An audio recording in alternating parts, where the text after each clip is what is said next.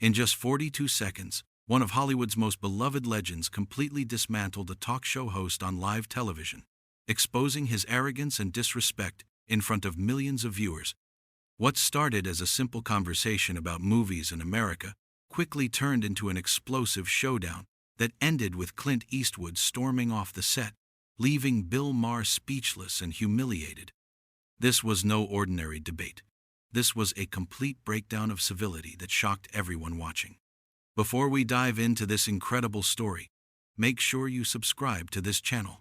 We bring you daily videos exposing Hollywood's darkest scandals, the confrontations they don't want you to see, and the moments that reveal who these celebrities really are behind the cameras. Last night on Real Time, Bill Maher welcomed the legendary Clint Eastwood to his show. The audience erupted in applause as the iconic actor and director walked onto the stage. At 94 years old, Eastwood moved with the same quiet confidence that made him a star decades ago. He shook Maher's hand and settled into the guest chair, his weathered face calm and composed. The crowd's cheering slowly died down as Maher began his introduction. "Clint Eastwood, everybody," Maher said with his typical smirk. "Man, it's an honor to have you here. You're a living legend, no question about it." Eastwood nodded slightly, a small smile crossing his lips. "Thanks for having me, Bill. So let's jump right in," Maher continued, leaning back in his chair with that casual arrogance he's known for. "You've been making movies for what, 70 years now? That's incredible. But I gotta ask, do you ever look at some of your old films and think, man, we really got some things wrong back then?" The question seemed innocent enough, but there was an edge to Maher's tone. Eastwood's expression didn't change. "Wrong how?" he asked calmly. "Well, Maher said, waving his hand dismissively. "The tough guy stuff. The violence. The whole make my day mentality. I mean, we're living in a different world now. That kind of masculinity, that whole cowboy thing, it's kind of outdated, don't you think?" The audience was quiet. You could feel the tension starting to build. Eastwood shifted slightly in his seat, his eyes fixed on Maher. "I don't think telling stories about strong characters is outdated," he said evenly. "People still connect with those films because they're about honor, about doing what's right even when it's hard." Maher chuckled, that condescending laugh he does when he thinks he's smarter than his guest. Sure. But honor? Come on, Clint. A lot of those movies were just excuses for violence. The good guy with a gun solving everything with bullets. That's not exactly the message we should be sending anymore." Eastwood's jaw tightened, but he kept his composure. "Those films were never just about violence, Bill. They were about standing up to evil, about protecting people who couldn't protect themselves. There's nothing wrong with that message." "Yeah, but that's the problem," Maher interrupted, his voice getting louder. "That whole good guy with a gun fantasy is what's gotten us into trouble in this country. We've got people running around thinking they're Dirty Harry. And look where it's gotten us." The audience shifted uncomfortably.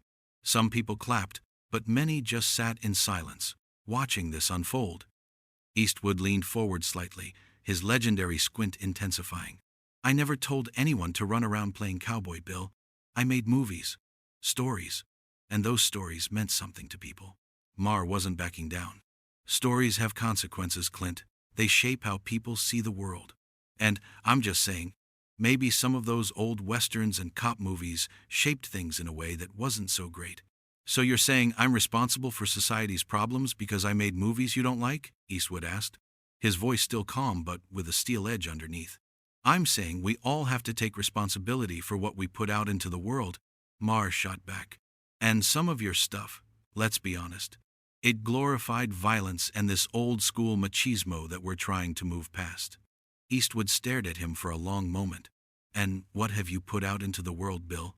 Jokes? Sarcasm? Tearing people down every week on this show?" The audience gasped.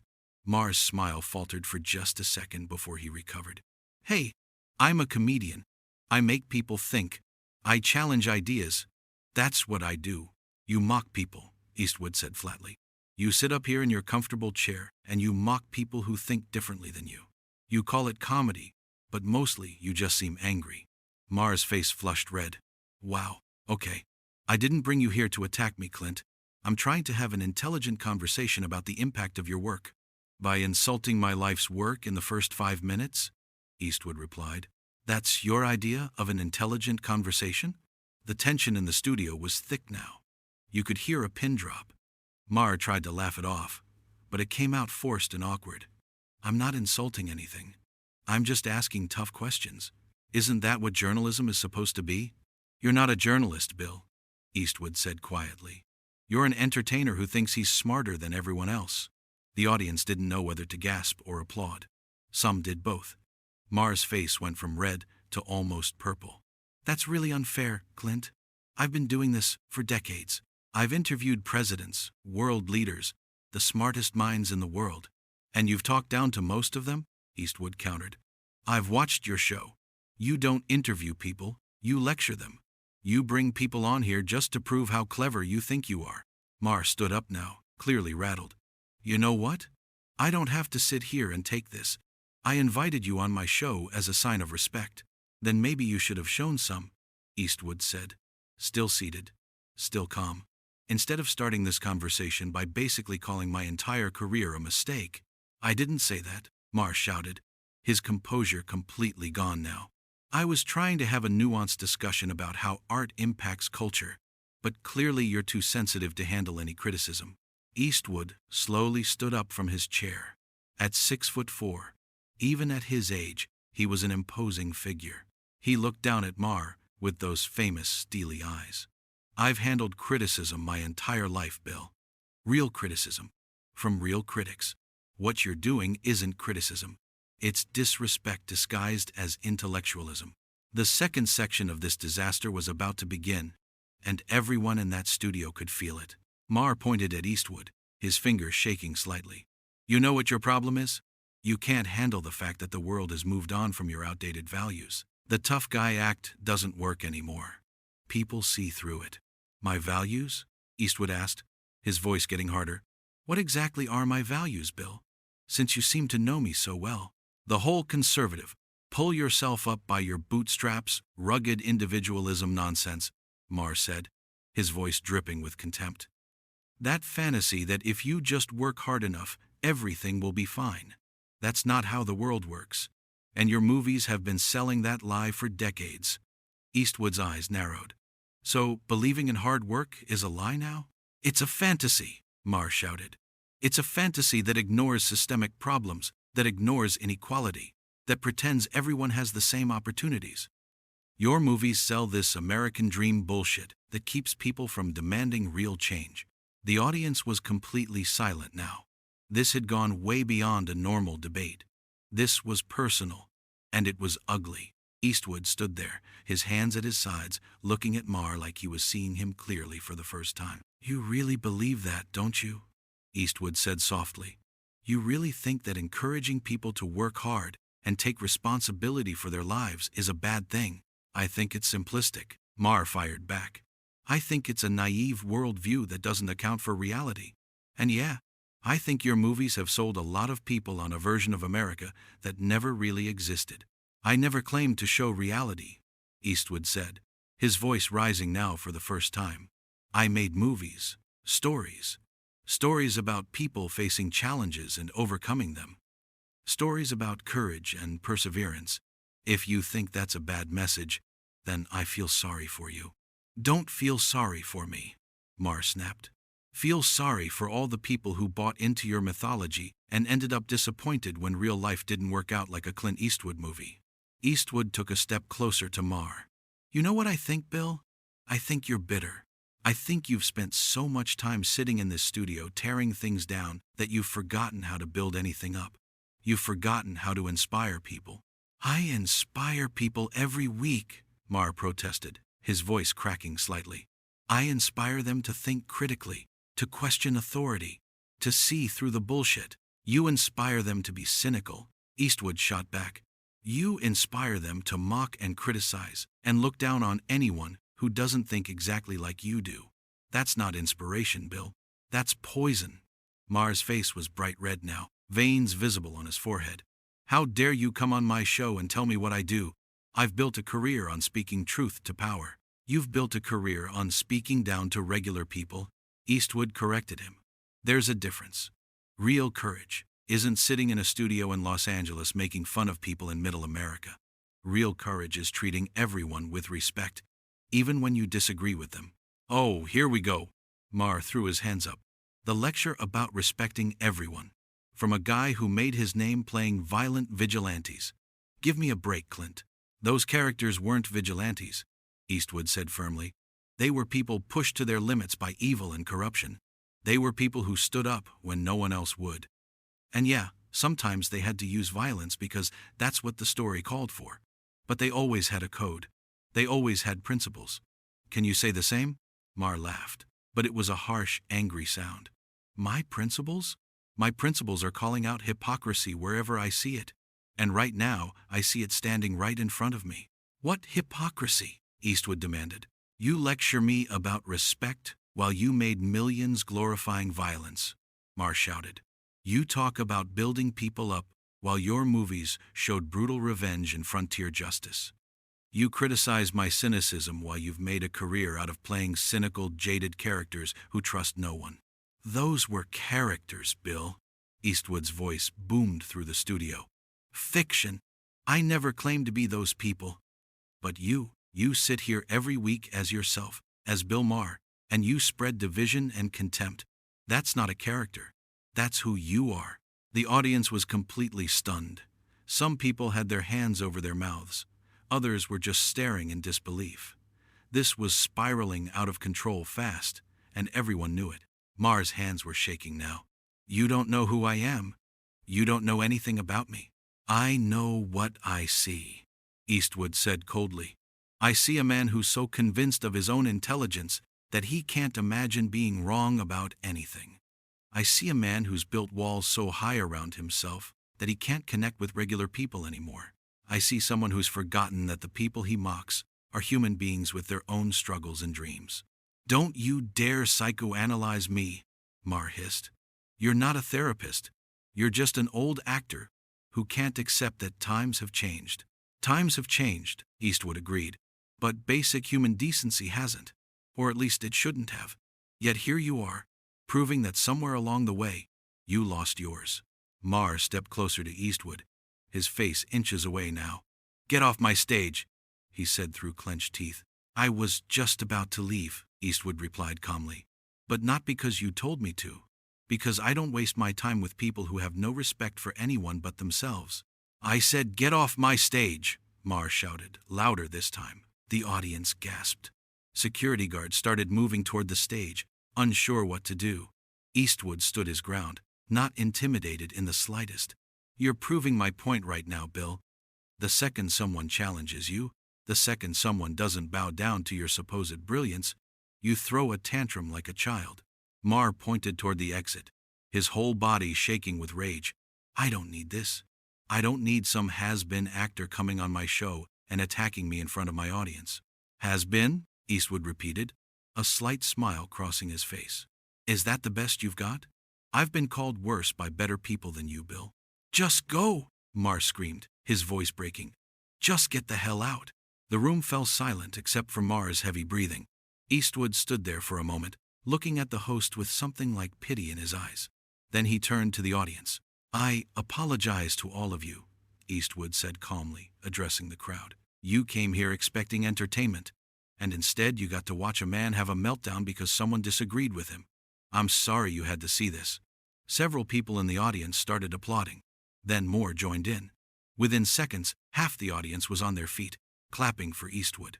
Maher stood there, watching it happen, his face a mixture of rage and humiliation. Don't apologize for me, Maher shouted over the applause. I didn't do anything wrong, but his words were drowned out by the clapping. Eastwood gave a small nod to the audience, then turned and started walking toward the exit. Maher rushed after him, grabbing his arm. We're not done here, Maher yelled. Eastwood stopped and looked down at Maher's hand on his arm, then slowly looked up at Maher's face. Let go of me, he said quietly, but there was steel in his voice. Maher released him immediately, suddenly aware of how bad this looked. You can't just walk out in the middle of my show. Watch me, Eastwood said simply.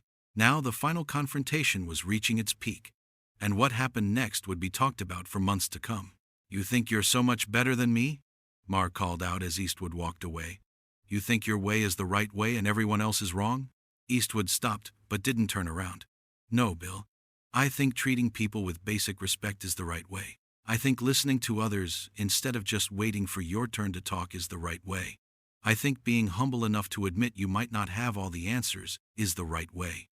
And I think you've forgotten all of those things. He started walking again. Maher ran in front of him, blocking his path. You're just running away because you can't handle real debate.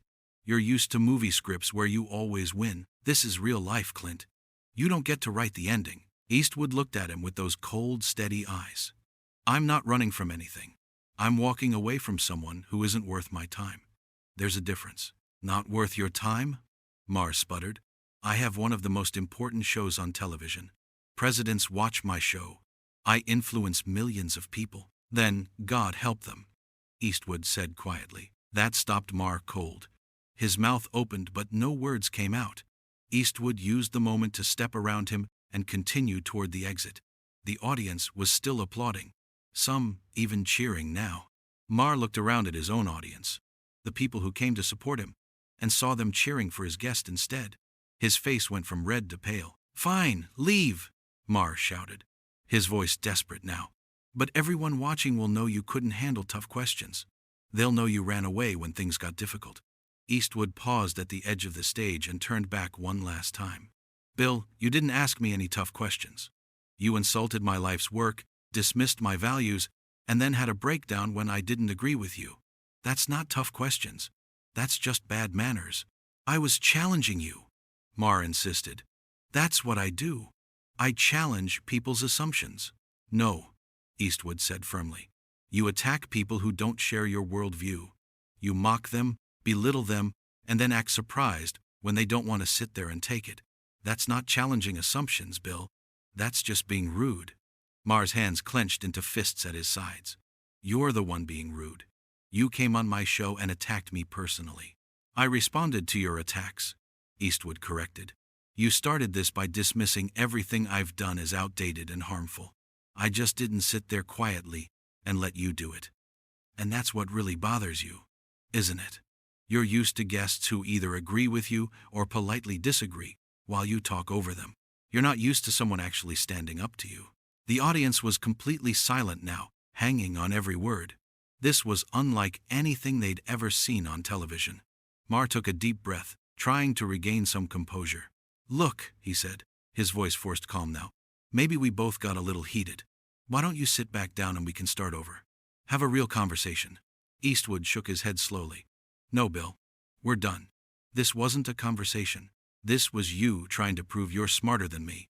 Trying to score points with your audience by tearing down someone they respect. And when it didn't work, when I didn't play along, you lost control. There's no starting over from that. You're being unreasonable, Maher said. But his voice was weak now. I'm being honest, Eastwood replied. Maybe that's what you're not used to. Maybe you're so surrounded by people who tell you how brilliant you are that you've forgotten what honest criticism sounds like. Maher's jaw tightened. Everyone's a critic now. Everyone thinks they can judge me. You judge everyone else? Eastwood pointed out. Every single week. That's literally your job. But the moment someone judges you back, you can't handle it. That's called hypocrisy, Bill. Get out, Maher said quietly. I'm going, Eastwood assured him. But let me leave you with something to think about. You've spent so much time being clever, being sarcastic, being the smartest guy in the room, that you've forgotten how to be kind. You've forgotten how to see the good in people. And that's sad, Bill. That's really sad. Maher's eyes were watery now. Whether from anger or something else, it was hard to tell. I don't need your pity. It's not pity, Eastwood said softly. It's disappointment. I used to watch your show sometimes. You used to be funny without being mean. You used to challenge ideas without attacking people. I don't know when that changed, but it did. And I think deep down, you know it did. Just go, Maher whispered. All the fight gone from his voice. Eastwood nodded once, then looked out at the audience one more time. Thank you for your kindness, he said to them. Then he turned and walked off the stage. As he disappeared through the exit, the audience erupted into applause again, even louder this time. Some people were standing, clapping and cheering. Others were just sitting in shock at what they'd witnessed. Maher stood alone on his stage, looking small and defeated. as his own audience applauded someone else. He tried to speak, to say something to regain control of his show, but his voice came out as a croak. He cleared his throat and tried again. Well, that was something. We'll be right back after this break. But the cameras kept rolling for a few more seconds, capturing the image of Bill Maher standing there, arms at his sides, watching the exit where Clint Eastwood had disappeared, while his audience continued to cheer for the man who had just walked out on him. The studio fell into chaos as producers rushed onto the stage. Maher waved them away, still staring at that exit, the sound of applause still echoing through the studio. In 47 seconds, everything had fallen apart. In 47 seconds, one of Hollywood's most respected legends had exposed a talk show host's arrogance and lack of respect for all to see. And in those final moments, as Maher stood there alone, you could see it on his face, the realization that he had pushed too far, said too much, revealed too much of his own character.